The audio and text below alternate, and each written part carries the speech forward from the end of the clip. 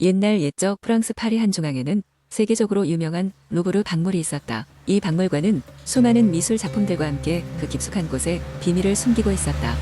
바로 마법의 팔레트였다. 이 팔레트는 색을 섞기만 하면 그 어떤 회화보다도 생생하고 살아 움직이는 그림을 그릴 수 있는 마법의 힘을 가지고 있었다. 루브르 박물관의 지하에 숨겨진 이 비밀은 단지 몇몇 전설로만 전해져 내려왔다. 수많은 세월이 흐른 후 알렉산드르라는 젊고 열정적인 화가가 있었다. 그는 자신의 작품에 생명력을 불어넣고 싶은 욕망에 휩싸여 있었다. 우연히 한 노신사가 알렉산드르에게 와서 이야기해 주었다. 너는 예술에 대한 진정한 사랑을 가졌군. 내가 비밀 하나를 알려줄까? 오래전 루브르 박물관에 마법의 팔레트가 숨겨져 있다는 전설이 있지. 그것만 있으면 너의 작품은 현실로 넘어올 거야. 알렉산드르는 그 이야기에 매료되어 루브르로 향했다. 매일 밤 그는 수많은 회랑과 그림들 사이를 탐험하며 마법의 팔레트를 찾기 시작했다.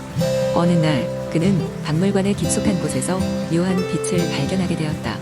그 빛을 따라가니 마침내 오래되고 먼지가 쌓인 작은 방의 중앙에서 마법의 팔레트를 발견했다. 팔레트는 수세기 동안 사용되지 않아 탁한 색채로 가득했지만 알렉산드르는 그 안에 숨겨진 힘을 느낄 수 있었다. 그는 설렘을 안고 자신의 작업실로 돌아와 팔레트를 사용하기 시작했다. 그의 첫 작품은 수호자의 형상이었고 그림이 완성되자마자 캔버스에서 끌어올려진 것처럼 그림 속 수호자가 살아 움직였다. 수호자는 알렉산드르에게 말했다. 고맙네, 젊은 화가여. 나의 임무는 마법의 팔레트를 지키는 것이지만 이제 나는 너의 예술을 돕고 싶네. 앞으로의 작품들을 위한 조언자가 되어주겠네. 수호자의 도움으로 알렉산드르는 점점 더 뛰어난 작품을 제작하게 되었고 그는 프랑스 전역은 물론 세계적으로도 인정받는 화가가 되었다. 그의 작품은 단지 아름답기만 한 것이 아니라 사람들의 마음을 움직였다.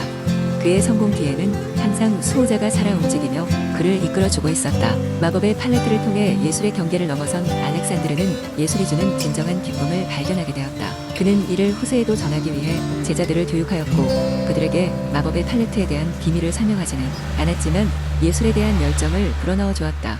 그리고 마법의 팔레트는 다시 주문에 의해 루브르 박물관의 지하 깊숙한 곳에 봉인되었다. 사람들은 전설로만 전해진 이야기로 알렉산드르와 마법의 팔레트에 대해 여전히 이야기했다. 일부 사람들은 이 이야기가 사실이라고 믿었고 일부는 단지 동화라고 여겼다. 그러나 무엇보다 중요한 것은 팔레트를 통한 예술의 힘이 사람들의 가슴 속에 깊게 새겨져 있다는 사실이었다. 그리고 수호자는 항상 그곳에 존재하며 진정한 예술가가 나타나 도움을 필요로 할 때를 기다리고 있었다. 두 번째 이야기. 옛날 옛적에 프랑스의 작은 마을에 로이라는 이름의 소년이 살고 있었습니다. 로이는 항상 모험심이 강하고 호기심이 많은 소년이었습니다. 마을의 어른들은 그가 곤란한 상황에 처할까 염려하여 언제나 조심시키곤 했지만 로이의 모험심은 쉽게 꺾이지 않았습니다. 어느 날 로이는 마을에서 멀리 떨어진 곳에 신비로운 숲이 있다는 이야기를 우연히 듣게 되었습니다. 그 숲은 마법의 숲이라고 불렸으며 숲속에는 다양한 신비한 생명체들이 살고 있다는 소문이 돌았습니다. 로이는 그 이야기를 듣자마자 마음이 두근거리기 시작했습니다. 내가 그 숲을 탐험할 수만 있다면 정말 멋질 거야 라고 생각한 로이는 즉시 계획을 세우기 시작했습니다. 로이는 밤이 되기를 기다렸다가 조심스럽게 집을 나섰습니다. 달빛이 길을 비추고 있었고 그의 마음은 설레임으로 가득 찼습니다. 숲까지 가는 길은 멀고 험난했지만 로이는 전혀 두렵지 않았습니다. 그에게는 무엇보다 커다란 호기심과 용기가 있었기 때문입니다. 마침내 그는 숲에 도착했습니다. 숲은 낮과는 또 다른 세계처럼 보였습니다. 숲속 깊은 곳으로 들어가면 들어갈수록 주위는 더욱 신비롭게 변화했습니다. 나무들은 그 높이를 자랑하며 하늘로 향해 있었고 달빛은 그 나뭇잎들 사이로 흘러내렸습니다. 로이는 그 풍경에 잠시 동안 넋을 잃고 말았습니다. 숲을 걷다가 로이는 반짝거리는 무언가를 발견했습니다. 가까이 가보니 그것은 조그만 요정이었습니다. 요정은 로이를 보자 미소를 지으며 다가왔습니다. 안녕, 나는 이 숲의 수호자 중 한 명이야. 너는 누구니? 요정이 물었습니다. 로이는 자신을 소개한 후 이 숲에 대해 알고 싶다고 말했습니다.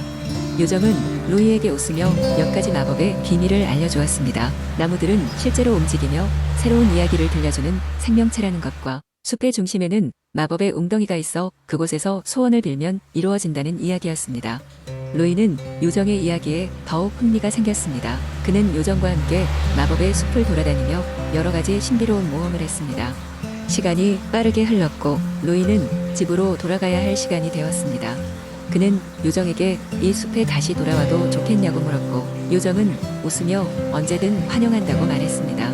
그렇게 로이는 아쉬운 마음을 안고 숲을 떠났습니다. 집으로 돌아온 로이는 그날의 모험을 꿈꾸며 잠에 들었습니다. 그 후로도 그는 종종 숲을 방문하여 요정과 친구가 되었고 그는 어느새 숲의 비밀을 이해하는 유일한 인간 친구가 되었습니다.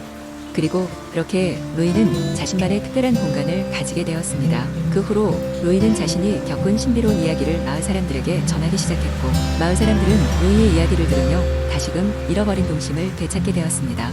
이렇게 로이는 마을에 웃음과 꿈을 선사하는 소년으로 기억되었답니다. 세 번째, 이야기 옛날 옛적 프랑스의 평온한 마을 로아르 계곡에는 라비니아라는 아름다운 소녀가 살고 있었습니다. 그녀는 숲속의 작은 오두막에서 할머니와 함께 자랐습니다. 어린 시절부터 라비니아는 음악에 재능이 있었고 그녀의 플루트 연주는 마을 전역에 걸쳐 유명했습니다. 이 마을 사람들은 그녀의 음악이 풍요와 행복을 불러온다고 믿었죠. 어느 날 라비니아는 평소처럼 숲속을 산책하고 있었습니다. 그녀는 나비를 따라 이리저리 걷다 보니 평소에 가보지 않은 아주 깊은 숲속까지 오게 되었습니다. 그곳에서 라비니아는 이상하게도 빛나는 커다란 나무 한 그루를 발견했습니다. 이 나무 아래에는 놀랍게도 오래된 것처럼 보이는 플루트가 놓여 있었습니다. 호기심 가득한 라비니아는 그 플루트를 손에 들어 부르기 시작했습니다. 플루트를 불자마자 갑자기 하늘에는 7색깔의 빛이 쏟아져 내리며 눈앞에 신비한 존재가 나타났습니다. 이 존재는 자신을 숲의 정령이라 소개하고 라비니아의 용기와 순수한 마음에 감탄한다고 말했습니다. 정령은 라비니아에게 이 플루트가 특별한 힘을 지니고 있으며 올바르게 사용하면 마을에 큰 행복을 가져다 줄 수 있다고 설명했습니다. 라비니아는 플루트의 마법을 사용해 마을을 위한 연주를 시작했습니다. 그날 밤 마을 사람들은 꿈속에서 각자의 소망을 보았고 하루가 지나자 모든 꿈이 현실로 이루어졌습니다. 병든 이는 건강을 되찾고 가난한 이에게는 풍요가 찾아왔습니다. 마을은 축제 분위기에 휩싸였고 라비니아는 마을의 영웅이 되었습니다. 그러나 라비니아는 플루트의 힘을 남용하지 않기로 결심했습니다. 그녀는 플루트를 사용할 때마다 마법이 지닌 책임을 잊지 않고 무언가를 얻기 위해서는 반드시 그에 합당한 노력을 해야 한다는 것을 깨달았습니다. 마을 사람들에게도 자신의 힘과 재능을 더불어 발휘해야 한다고 조언하였습니다. 시간이 지나면서 라비니아와 마을 사람들은 함께 협력하여 그들의 삶을 더욱 풍요롭고 행복하게 만들어갔습니다. 마법의 플루트는 날이 갈수록 적게 사용되었지만 이상하게도 마을의 번영은 계속되었습니다. 사람들은 라비니아의 지혜와 사랑 덕분임을 깨닫고 그녀를 진정한 지도자로 존경했습니다. 라비니아는 평생토록 플루트의 마법을 남용하지 않았습니다. 그녀의 연주에서 울려 퍼지는 것은 언제나 진심이었고 그 마음이 사람들의 삶을 변하게 만든 것이었죠.